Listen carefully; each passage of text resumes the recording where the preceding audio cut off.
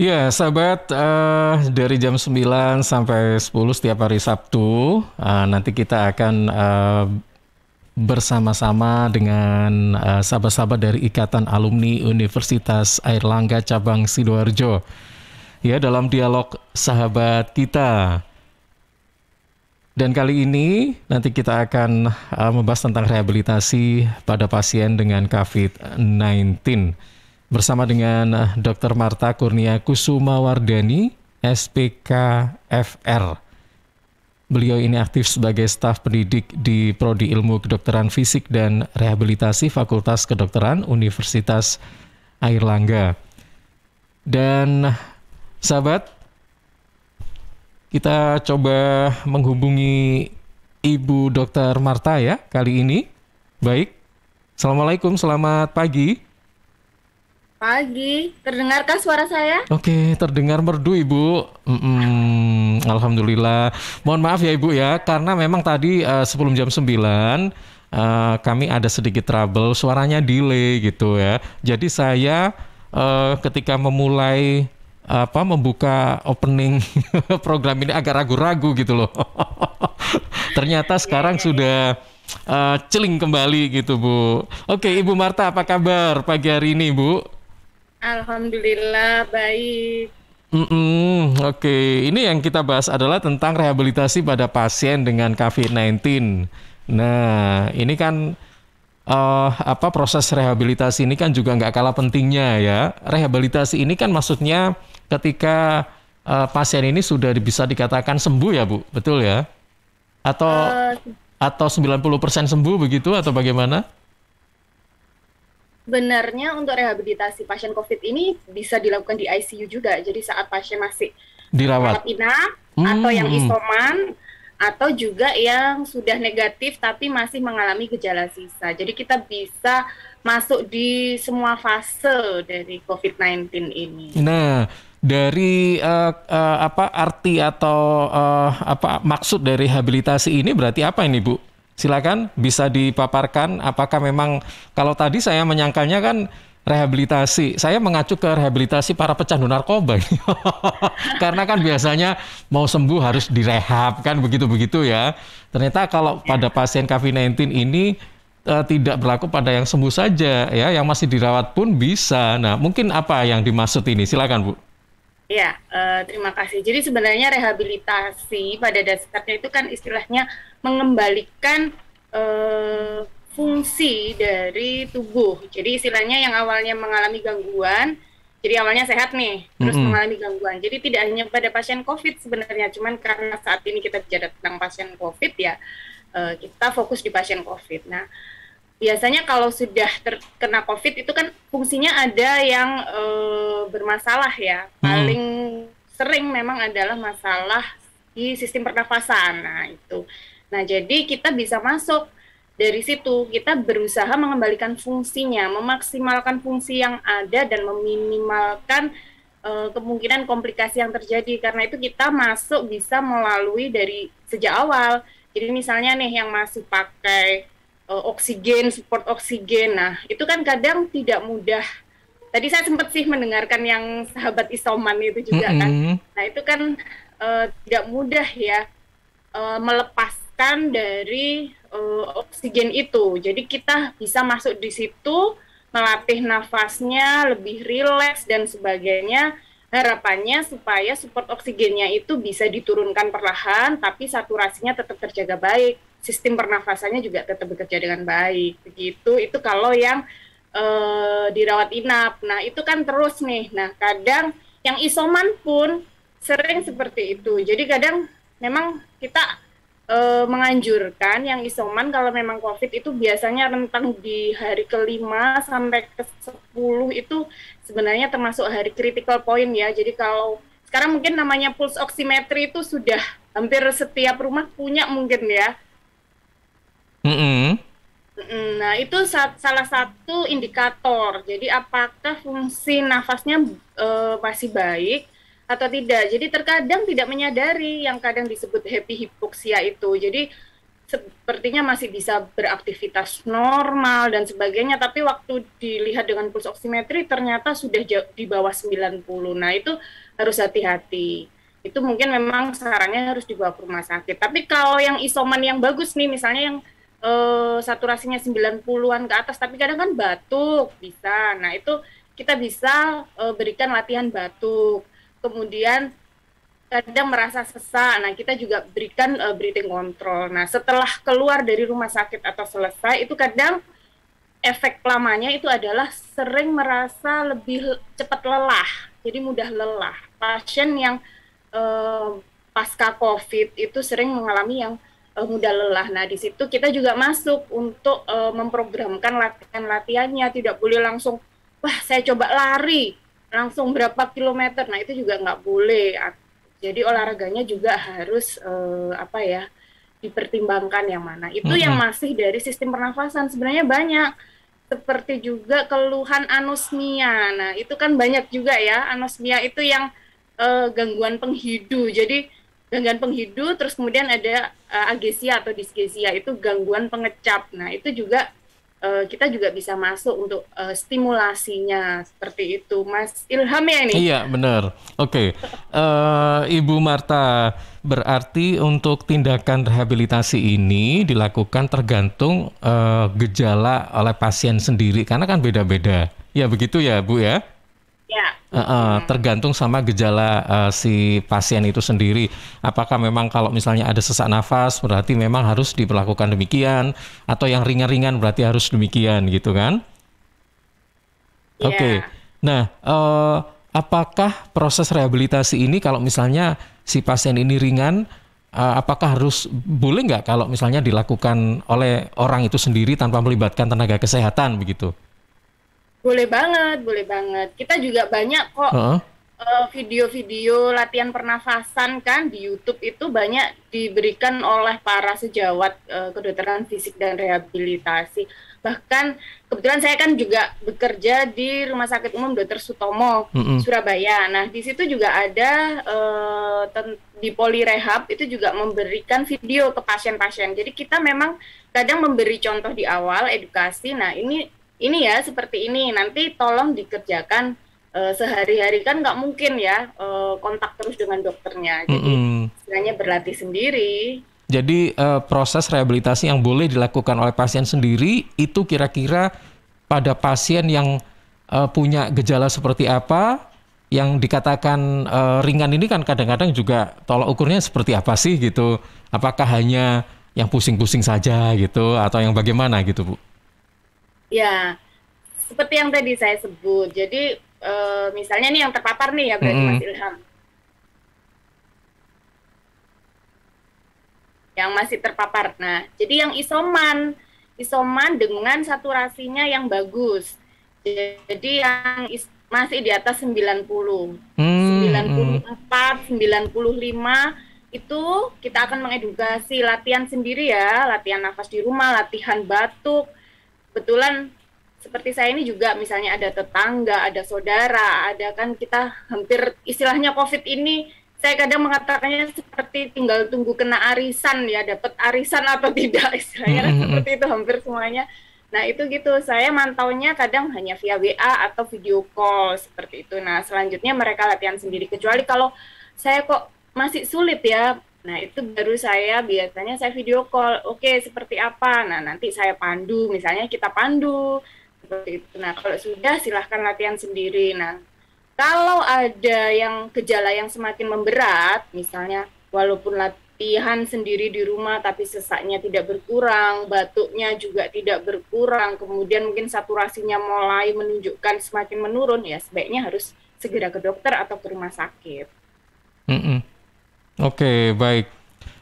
Kalau boleh tahu nih Bu, tujuan dan manfaat dari rehabilitasi ini sendiri, apakah memang hanya untuk mempercepat proses penyembuhan atau mungkin agar proteksi dalam tubuh pasien ini lebih kuat sehingga tidak mudah terpapar COVID atau seperti apa ya?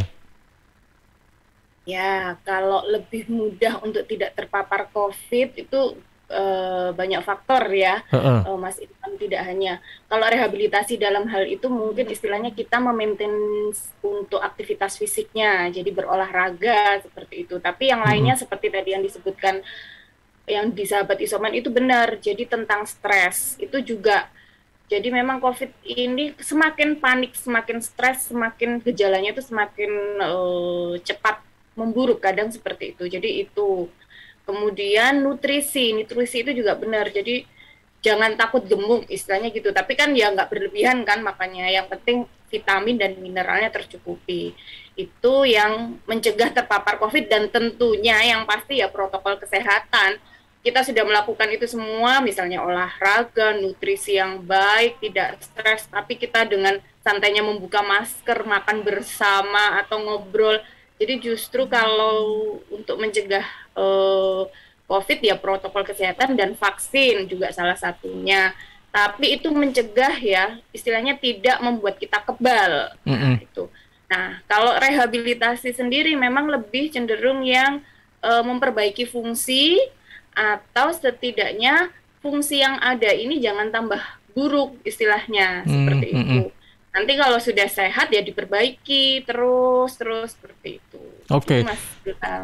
Untuk apa tindakan rehabilitasi ini berlangsung sampai seperti apa Bu? Bisa dikatakan oh ini udah selesai nih atau yang bisa dikatakan sudah selesai ini kan berarti sudah bisa berinteraksi dengan masyarakat begitu. Apakah nanti kalau misalnya sudah bisa berinteraksi proses rehabilitasi ini sudah dihentikan atau masih ada lanjutan atau bagaimana?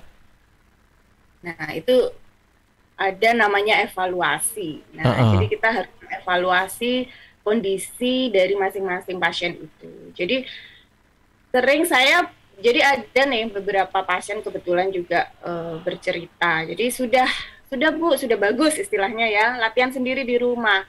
Begitu pasien itu istilahnya lepas kontrol, kadang kalau disuruh latihan sendiri di rumah tidak dikontrol ke dokter itu kadang kan sudah nggak bisa latihan, kayak gitu sudah kita aktivitas biasa. Nah itu ada pasien bilang, loh kalau saya nggak latihan itu cepet ngongstrong juga jadinya mau masak mau apa itu kok jadi cepet lelah ya berarti harus mulai latihan lagi. Tapi sebenarnya latihan itu udah harus ke rehab sih, bisa Mm-mm. seperti tadi bisa di rumah. Ayo Bu, latihan nafasnya dirutinkan lagi sehari 2 kali. Jadi itu untuk supaya menjaga endurance-nya itu tadi. Jadi istilahnya kalau bilang lepas sama sekali ya nggak bisa ya Mas, Mm-mm. tergantung tadi kondisinya.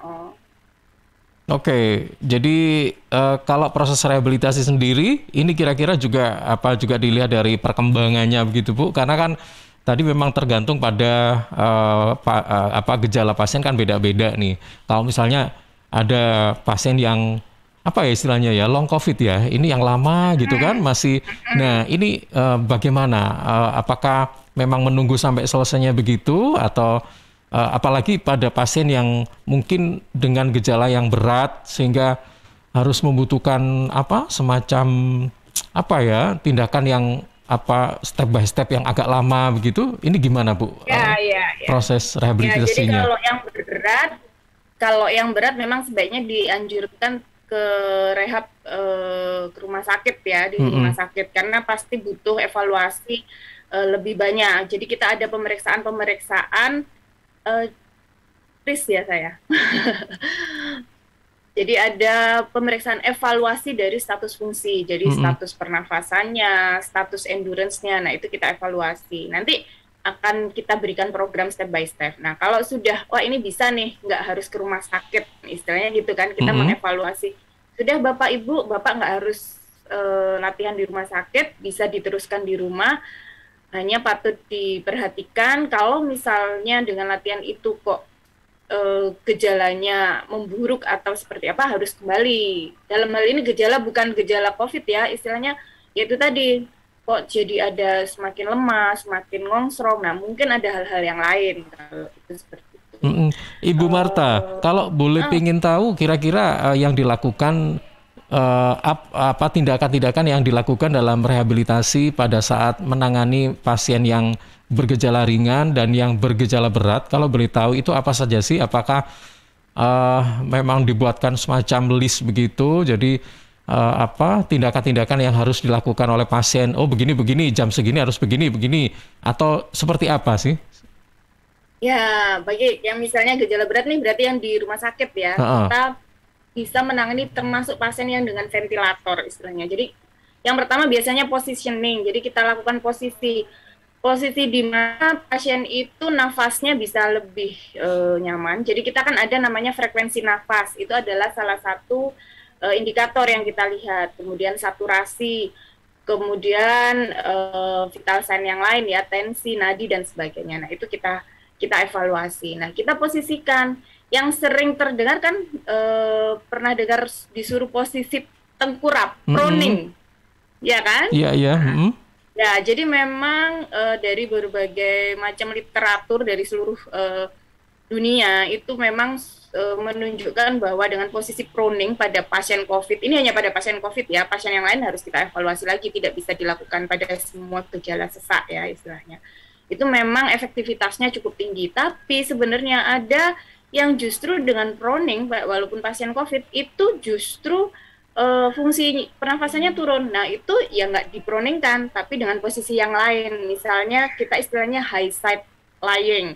Jadi high side lying itu posisi setengah duduk, kemudian miring ke kanan atau miring ke kiri. Nah, yang di keluarga yang misalnya menunggu bisa kita beritahu ini nanti posisinya seperti ini ya. Setelah itu dievaluasi juga ini saturasinya bagaimana. Kalau saturasinya semakin membaik berarti posisi itu cukup mensupport. Setelah itu kita ajari latihan nafas. Jadi kita latihan nafas itu yang paling mudah. Jadi yang paling sulit itu diafragma. Jadi kalau paling mudah cukup relaksasi nafas lewat hidung, keluar lewat mulut, tapi rileks saja. Jadi kadang kan kalau sesak seringkali orang cenderung hirup.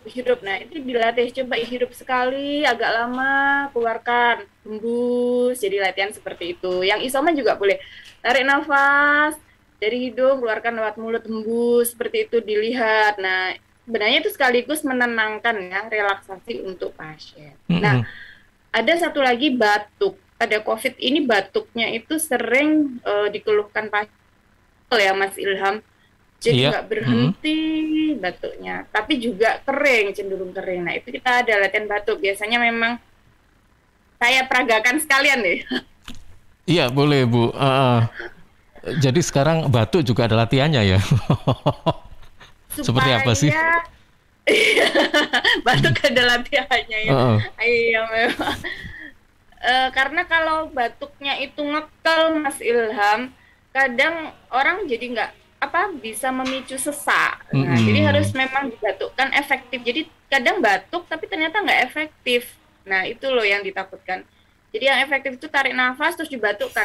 Waktu ekspirasi, waktu hembus nafas itu dibatukkan. Paling nggak 2 kali. Nah, kayak gitulah. Oke. Nanti diajari sendiri sama dokternya ya. Ini nggak bisa diulang ya Bu tadi? Ada kok. Nanti ya ini ada minta link YouTube. Sebenarnya ada juga Instagram. Nah, saya ini. Jadi kita sering melakukan ya karena masa pandemi gini ya. Tatap muka dengan pasien COVID juga agak sulit ya isoman. Jadi kita edukasinya ya via medsos, YouTube, Instagram seperti itu. Oke, baik. Ya, ini kan memang semata-mata bertujuan agar proses penyembuhan pasien COVID ini cepat atau segera gitu kan, sehingga harus melalui beberapa tahapan-tahapan. Nah, yang ingin saya tanyakan juga nih, untuk proses rehabilitasi ini memang hukumnya wajib atau mungkin ada pasien tertentu yang nggak perlu deh ikut rehabilitasi karena mungkin dianggap biasa atau sangat ringan atau bagaimana Bu? Atau semua wajib harus ikut? Enggak. Ini bukan wajib fardu ain. Enggak ya. Iya, enggak. Berarti kan memang ada kriterianya gitu. Ya, tadi yang mengalami gangguan fungsi, Mas. Kalau yang kena COVID kan positif nih. Kadang positif, tapi ternyata semuanya baik-baik. Baik, tidak sesak, batuk juga istilahnya ya batuk-batuk seperti itu. Ya sudah, nggak usah rehab juga nggak apa-apa. Oke, baik. Iya, sahabat, terima kasih Bu Marta. Nanti kita akan lanjutkan kembali ya obrolan kita pagi hari ini tentang rehabilitasi pada pasien dengan COVID-19 bersama dengan Dr. Marta Kurnia Kusumawardani. Baik, untuk sahabat Suara Sidoarjo yang saat ini mengikuti program ini, perbincangan ini melalui Zoom ya, ada tiga di antaranya ini ada Ibu Dia Wahyunisi dari SMK PGRI, kemudian ada Bapak Wijaya dan juga ada Bapak Asim Munawar. Terima kasih. Untuk yang lain kami tunggu, mungkin ada komentarnya atau tanggapannya atau pertanyaannya, silakan monggo ya Anda sampaikan.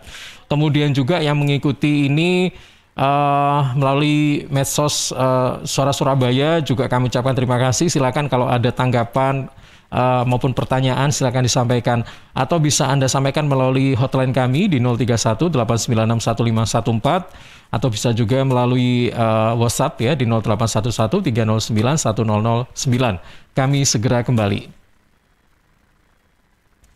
Rokok opo iki kok putihan? Ya rokok tok, ya murah, ya akeh. Rokok ilegal iki. Masa rokok ilegal iki? Yo ki.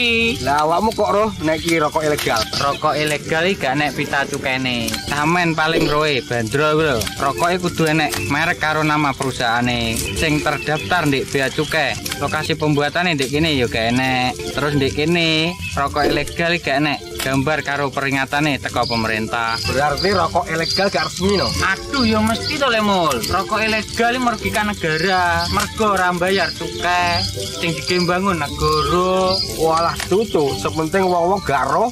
Loh, gak iso le iki. Makane to le, tuku sing pasti-pasti ae. Aja ngawur. Laporkan peredaran rokok ilegal ke kantor Bea Cukai terdekat atau hubungi nomor 1500 225 1500 225. Iklan layanan masyarakat ini dipersembahkan Bea Cukai Sidoarjo. Ayo, ngewangi Bea Cukai, berantas rokok ilegal. Bea Cukai Sidoarjo, fokus mengawasi, tulus melayani. Arek-arek iku rame lapo sih? Mulakno, nek dikandani wong tuwek dirungokno, nek durung siap duwe anak, gak usah rabi. Anake loro, pilek, watuk, ono seseke. Loh, bahaya iku. Ngomong dorong budal nang bidan. Hati-hati dan waspada ya. Demam, batuk, dan susah nafas bisa jadi itu tanda-tanda pneumonia atau infeksi paru-paru. Penyebabnya bisa virus, bakteri, atau jamur. Mudah menular lewat droplet saat batuk atau bersin. Tapi, ini bisa dicegah dengan pemberian imunisasi PCV pada bayi dan anak. Imunisasi PCV selain mencegah pneumonia, juga bisa mencegah radang selaput otak atau meningitis dan radang telinga tengah atau otitis media. Imunisasi PCV diberikan pertama pada bayi usia 2 bulan, dilanjutkan pada usia 3 bulan, dan dosis ketiga saat anak usia 12 bulan. Imunisasi PCV bisa didapat di posyandu, bidan, puskesmas, rumah sakit, klinik kesehatan, praktek dokter mandiri, dan layanan kesehatan lain yang menyediakan imunisasi. Lapo guyu-guyu dewe. Putune wis sehat, Cak. Wis diimunisasi PCV pisan. Seneng aku. Gak pengen ngeramut bayi maneh ta? Ayo tak gaweno. Iklan layanan masyarakat ini persembahan Dinas Kesehatan Kabupaten Sidoarjo. Victory! Yeay, turret musuh hancur. Menang lagi. 1 match lagi lah. Haha. Le, kamu tuh tahun depan masuk SMA. Masa main terus? Kapan belajarnya? Iya, Mak. Sebentar lagi. Mumpung stay at home nih. Loh, justru kalau stay at home harus tetap rajin belajar dong. Bosen mah belajar gitu-gitu aja. Kalau mau lihat buku lain atau coba-coba latihan soal, harus beli lagi. Nih, coba ya, mana-mana smartphone kamu. Buka Indium Study di browser. Dengan 10.000 aja, kamu dapat mengakses buku pelajaran, tryout, dan video tutorial menggunakan laptop maupun smartphone. Lengkap dari tingkat SD, SMP, sampai SMA. Oh iya bener mah. Kayak harga bakso aja ya. Pas buat aku untuk persiapan masuk SMA tahun depan. Perlu banyakin latihan soal nih. Nah, pinter. Belajar yang rajin ya. Wujudkan bersama IndiHome. Suara Sidoarjo, lembaga penyiaran publik lokal pemerintah Kabupaten Sidoarjo. Sahabat, seiring bertambahnya usia, tubuh mulai bersifat asam atau asid sehingga mudah terserang penyakit. Karena itu segera perbaiki pola makan dan perbanyak asupan alkaline seperti mengonsumsi sayur, buah, dan Cheers Alkaline Power. Cheers Alkaline, air minum kesehatan dengan pH tinggi 8,5 yang setara dengan sayur dan buah serta punya 6 manfaat, yakni meningkatkan metabolisme dan daya tahan tubuh terhadap virus, menjadi antioksidan alami pencegah kanker, menjaga kekuatan tulang dan gigi, membantu penyerapan mineral lebih efektif, membantu hati dan ginjal membuang racun dari tubuh, serta mencegah sakit ma. Info lengkap Cheers hubungi Sutrisno 0821 4225 6646 0821 4225 6646. Cheers, healthy drinking water. CHEERS Cheers, CHEERS Cheers, CHEERS Cheers, air minum yang terbaik. Hey, Cheers in the house. Cheers, air ber-pH tinggi. Cheers dapat membantu netralkan pH tubuh. Cheers mengandung antioksidan alami. Cheers, air minum terbaik untuk keluarga. Air minum sehat keluarga. Cuma Cheers, air minum dengan pH tinggi. Cuma Cheers, cara pesannya mudah, petugasnya ramah. Gratis ongkos kirim. Hey, Cheers in the house. Untuk pemesanan via WhatsApp di nomor 087777243377. Gratis ongkos kirim. Cheers in the house. Untuk wilayah Sidoarjo dan sekitarnya bisa menghubungi Depo Candi di 0821 4225 6646 0821 4225 6646. Suara Sidoarjo, lembaga penyiaran publik lokal pemerintah Kabupaten Sidoarjo. Sahabat, Bea Cukai Sidoarjo dalam menjalankan tugas dan fungsi di bidang pelayanan maupun pengawasan, salah satunya menghadirkan inovasi dalam hal penyederhanaan proses bisnis melalui KEISA atau Custom and Excise Integrated System Automation.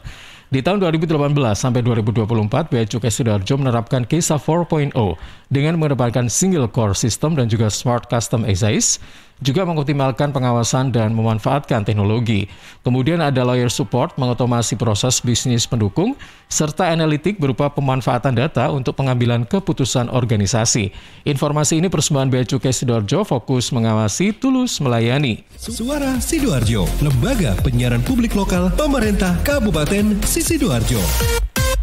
Ya sahabat, kita kembali bersama dalam program Dialog Sahabat kita ya, bersama dengan sahabat-sahabat dari Ikatan Alumni Universitas Airlangga Cabang Sidoarjo IKUA Cabang Sidoarjo dengan rehabilitasi pada pasien dengan COVID-19 bersama Dr. Marta Kurnia Kusumawardani. Ibu Marta masih bersama kami ya? Insya Allah. Oke, baik. Iya, Ibu, ini ada beberapa pertanyaan yang nanti bisa langsung direspon ya, Bu.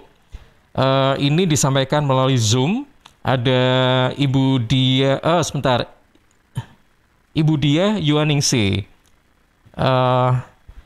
dari Malang. Ibu Dia ini, bagaimana mengatasi anosmia? Hal ini saya alami sejak tanggal 13 Agustus sampai sekarang. Mohon penjelasannya. Kemudian yang kedua dari Bapak Wijaya, bagaimana cara mengurangi rasa pusing atau ngeliur? Apakah ngeliur itu efek virus padahal tensi dan saturasinya normal? Dua-dua dulu ya, Bu? Oke, silakan. Ya, terima kasih Mas Ilham. Ibu Diah Yuaningsih. Ya, jadi ini anosmia sejak tanggal 13 Agustus. Sekarang berarti ini Ibu mungkin masih positif ya atau sudah negatif. Nah, itu memang biasanya kalau virusnya ini sudah hilang negatif, itu memang kadang ada yang berangsur-angsur menghilang. Tapi ada juga yang sampai lama, berbulan-bulan. Nah, memang stimulasi yang utama itu adalah dengan memberikan aroma yang cukup menyengat ya istilahnya. Salah satunya ya eukaliptus atau minyak kayu putih itu sebenarnya juga salah satunya. Kemudian juga ada yang dianjurkan itu wangi mawar, parfum. Jadi misalnya parfum yang berwangi mawar. Jadi Ibu sering misalnya meletakkan parfum atau ya wangi-wangian aroma yang cukup menyengat itu di dekat hidung, karena memang disitulah letak sistem penghidu, saraf penghidu ya. Nah seperti itu, jadi harus sering distimulasi. Kemudian cuci hidung juga bisa dilakukan Bu, jadi itu mungkin dari dokter THT ya juga menyarankan seperti itu. Jadi dilakukan cuci hidung dengan NaCl seperti itu. Nanti juga sepertinya kalau media online juga sudah banyak itu yang memberi edukasi tentang itu. Kemudian tadi yang kedua masih geliur sebentar ya. Ibu Marta, kalau cuci hidung ini apa bisa dilakukan oleh yang pasien yang bersangkutan tanpa bantuan tenaga kesehatan gitu? Bisa dilakukan sendiri maksudnya ya? Bisa ya. Oke. Asal prosedurnya benar-benar diperhatikan sesuai yang dicontohkan ya. Kemudian yang kedua dari Bapak Wijaya, bagaimana cara mengurangi rasa pusing atau geliur? Nah, kita sebenarnya harus tahu dulu, pusing sama geliur itu tidak melulu karena COVID. Apalagi saya terus terang juga nggak tahu apakah Bapak masih mengalaminya atau sudah masuk yang long COVID atau sudah negatif tapi masih mengalami badan istilahnya lebih letih dan sebagainya. Nah, kalau geliur ya harus dilihat semuanya dan juga tidak hanya tensi, bisa berbagai macam Pak penyebab. Ya, oh iya Ibu nge-freeze ya. Oke Ibu Marta. Ya maaf. Iya. Oke baik. Untuk pertanyaan dari Pak Wijaya berarti sudah lengkap jawabannya atau responnya tadi ya Bu ya. Ada tambahan lagi mungkin? Ya mungkin kalau awalnya Bapak sempat dirawat, terus itu kan biasanya kan cenderung tidak banyak bermobilisasi ya. Nah itu sering memang setelah itu beraktivitas itu seperti masih namanya hipotensi postural ya. Jadi tensi turun karena gerakan mendadak yang perubahan gerakan ya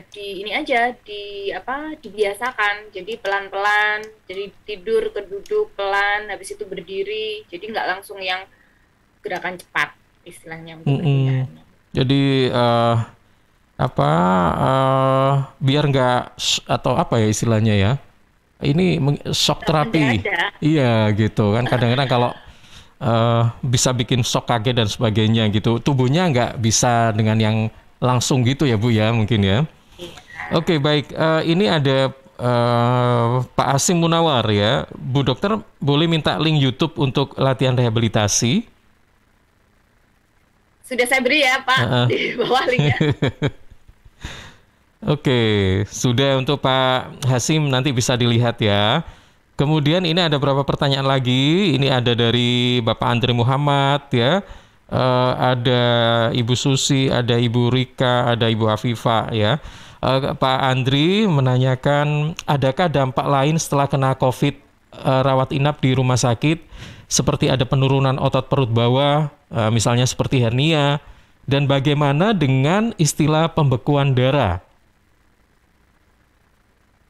Ya. Oke. Terima kasih Pak Andri ya.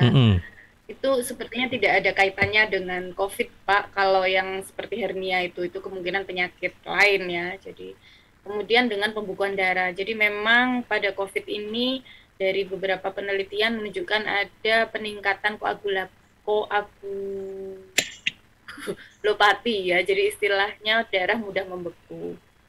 Seperti itu Pak. Tapi tidak hanya karena COVID aja ya, bisa hal yang lain juga, faktor yang lain. Itu sebenarnya bukan saya, tapi saya bantu jawab saja. Iya. Oke, baik. Ibu Marta, ini ternyata banyak yang ini ya, yang merespon dengan pertanyaan-pertanyaan ini. Mungkin saya tanya langsung dijawab, tanya langsung jawab gitu ya Bu ya? Oke. Ini dari seseorang yang punya Galaxy A80. Pertanyaannya, pasca COVID ini sudah 30 hari tapi badan masih lemas, namun saturasi bagus yaitu 98 sampai 99. Kenapa ya Dok? Ada dahak juga tapi tidak batuk gitu. Nah, ini kenapanya ini yang apa ini? Kenapa badannya masih lemah atau lemas atau kenapa ada dahak? Jadi, nah Pak, mungkin Bapak mulai aktivitasnya ditambah pelan-pelan ya Pak. Jadi memang masih seperti itu. Ada beberapa yang efeknya seperti itu. Karena itu kita harus menjaga kebugaran tubuh itu tadi. Mungkin Bapak kalau suka, tergantung sportnya Bapak sukanya apa, tapi yang ringan ya. Mungkin bisa dengan jalan setiap pagi gitulah, atau bersepeda. Saya freeze ya? Enggak apa-apa. Enggak freeze. Normal Ibu Marta. Oke. Saya takut. Internet saya kayaknya sinyalnya nggak naik turun nih koneksinya. Jadi seperti itu. Nah, kalau ada dahak tapi tidak batuk, bisa disebabkan yang lain Bapak, tidak selalu COVID ya. Mungkin ada sinusitis dan lainnya. Mungkin Bapak bisa ke dokter THT, Pak. Jadi Bapak ini atau Ibu ini ya itu merasa was-was juga karena sudah 30 hari Bu Marta ya, ini kok tapi badannya masih lemes gitu ya, gitu, terus saturasinya juga padahal masih baik. Nah, oke, kenapa ya Pak ya, mungkin masih banyak pikiran kali ya. Ini seperti Bu Susi nih, saya lanjut sendiri ya Mas Ilham. Iya Bu Susi ini juga sama pasca COVID ya. Kayaknya ini, nah Ibu dijadikan happy aja deh Bu. Karena nyatanya kalau dari pemeriksaan lab kan bagus, klinis kemungkinan juga tidak ditemukan apa. Ibu berdebarnya mungkin karena Ibu masih kepikiran atau apa, jadikan happy, aktivitasnya coba ditambah sedikit demi sedikit, tapi harus sesuai toleransi ya Bu, jangan dipaksa. Kalau Ibu beraktivitas terus merasa sesak dan berdebar-debar harus dihentikan, nggak boleh dipaksa. Oke, jadi Ibu Susi ini menanyakan sudah sembuh dari COVID gitu kan, pasca COVID, dan dirasakan ini dadanya masih terasa berdebar-debar begitu ya, juga ada rasa sesak begitu. Baik, kemudian ini sama ya. Oke. Rika Hapsari, Dok Marta, mau link YouTube IG ya untuk info latihan nafas dan batuk tadi. Terima kasih. Nanti di sharing ya Bu Marta ya. Ya, sudah Mas Ilham. Sudah ya. Saya sharing di chat. Oke, banyak soalnya. Iya benar. Ini ada Ibu Afifa Romadiani. Pasca COVID, kenapa merasa susah sekali untuk fokus ya Dok? Dan rambut cenderung lebih gampang rontok. Iya. Susah fokus pasca COVID. Kenapa ya Bu? Nah itu memang kita harus anamnesa, istilahnya kita harus interview lebih dalam ya dengan para penyintas COVID ini ya.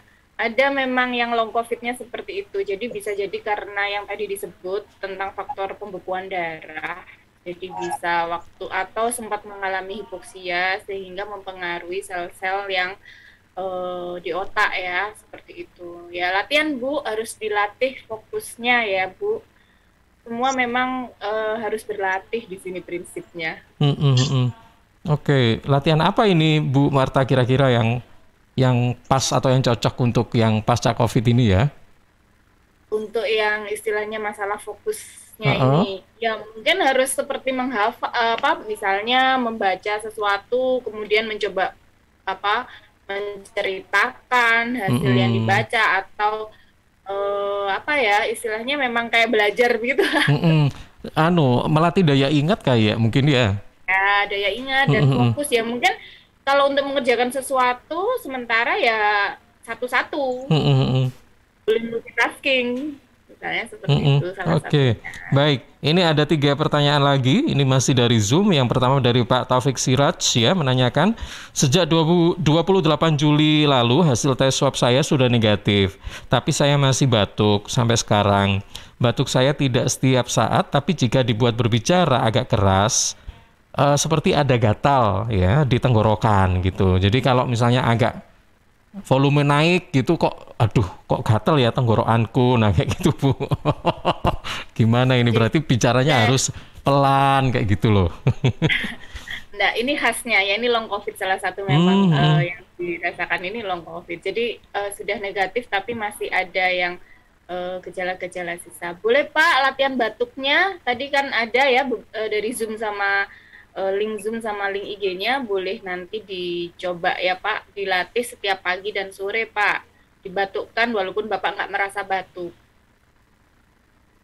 Oke, jadi Pak Taufik ini harus latihan batuk kayak tadi ya Bu ya? Oke, dilatih. Kalau ada konsumsi obat-obatan dari dokter untuk meredakan batuk juga silahkan, boleh. Oke, kemudian ini ada Pak Hasim Munawar ya. Dok, kalau sembuh dari, ini Pak Hasim lagi ya. Oke, Dok, kalau sembuh dari COVID-19 itu apakah memang harus ditunjukkan dengan bukti negatif? Nah, tapi kalau misalnya masih positif, tapi kalau masih positif tapi tanpa ada gejala, apakah ini bisa dikatakan sembuh gitu? COVID itu kan karena PCR-nya positif ya Pak Hasim, jadi itu memang ada virus COVID di dalam tubuh. Jadi memang sembuh dari COVID itu artinya kalau virusnya sudah tidak ada. Jadi memang kalau PCR-nya negatif. Jadi walaupun, nah ini yang disebut namanya OTG, orang tanpa gangguan.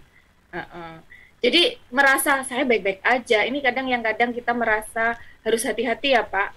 Kami pun dari istilahnya tenaga medis dan nakes juga ada istilahnya yang mengalami OTG.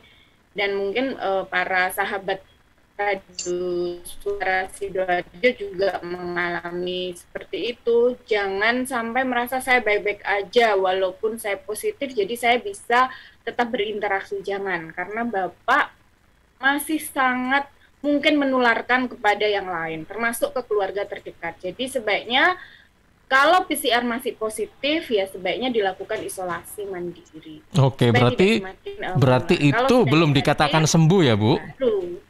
Belum sembuh dari COVID ya. Iya. Mas Ilham. Kalau negatif sudah bebas dari COVID, tinggal itu tadi long COVID itu istilahnya gejala sisa, tapi dia sebenarnya sudah tidak COVID. Oke, baik. Mudah-mudahan jelas ya untuk Pak Hasim Munawar. Kemudian ada Nata. Berapa frekuensi dan intensitas latihan rehab medik seperti nafas, batuk, dan sebagainya dalam sehari? Dan kapan harus kontrol ke dokter rehab? Oke, sehari bisa 2-3 kali dilakukan, kayak minum obat.